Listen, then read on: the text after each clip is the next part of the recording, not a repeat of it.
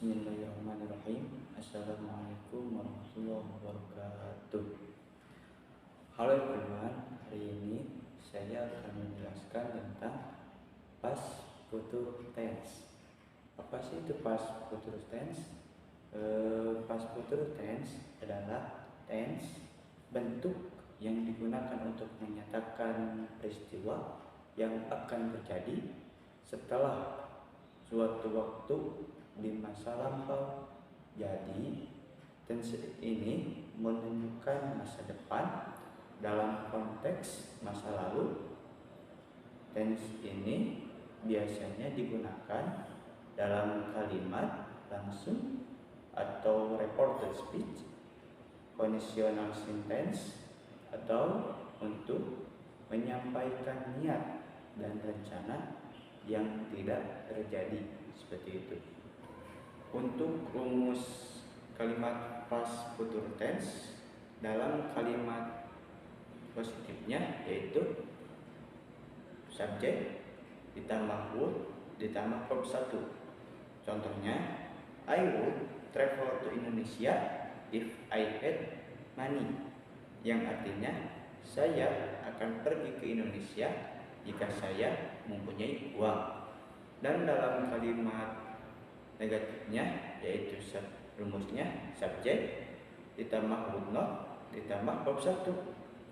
Contoh, I would not travel to Indonesia if I had money, atau I wouldn't travel to Indonesia if I had money, yang artinya saya tidak akan pergi ke Indonesia jika saya mempunyai uang. Untuk rumus kalimat interrogatifnya, kalimat would-nya itu dipindahkan ke awal dan subjeknya disimpan di tengah. Jadinya rumusnya itu would ditambah subjek ditambah verb 1. Contohnya, would you travel to Indonesia if you had money, yang artinya apakah kamu akan pergi ke Indonesia jika kamu mempunyai uang, seperti itu. Kita tulis dulu rumusnya ya. Rumus pertama, rumus positif.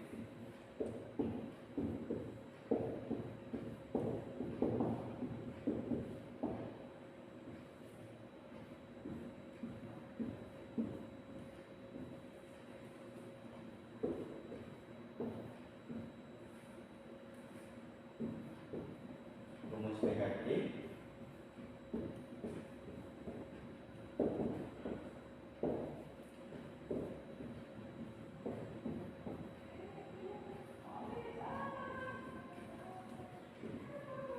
Dan terakhir itu rumus interrogatif.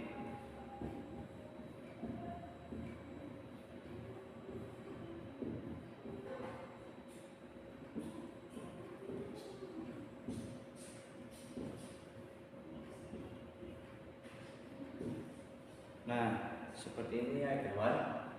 Dalam rumusnya itu, rumus positif subjek ditambah would ditambah verb 1, seperti tadi. Rumus negatif subjek tambah would not tambah verb 1, dan rumus interrogatif would ditambah subjek tambah verb 1, seperti itu. Nah, setelah tahu rumusnya, baru kita tekankan dalam kalimat. Kita pakai yang tadi aja ya. I would travel to Indonesia if I had money. Nah, ini kita sudah tahu rumusnya dalam posisi positif. Kita lanjut rumus negatif. I would not travel to Indonesia if I had money. Jadi rumus positif dan rumus negatif Tidak ada bedanya, cuman cukup ditambahkan dalam kalimat would-nya itu tambah not, jadi would not gitu. Kalau positif would doang, kalau negatif jadi would not, seperti itu. Untuk rumus interrogatif sama seperti rumus positif, cuma dalam rumus interrogatif would-nya saja dipindahkan ke depan, seperti would you travel to Indonesia if you had money. Nah, seperti ini contoh yang tadi jika dituliskan. Fungsinya apa sih kita belajar past future tense? Fungsinya itu yang pertama untuk menyatakan rencana ataupun niat di masa lalu. Yang kedua, digunakan dalam kalimat pengandaian atau conditional sentence tipe 2 dan 3. Dan yang ketiga, untuk kalimat tidak langsung. Yang keempat, untuk menyatakan prediksi atau kemungkinan terjadi. Seperti itu.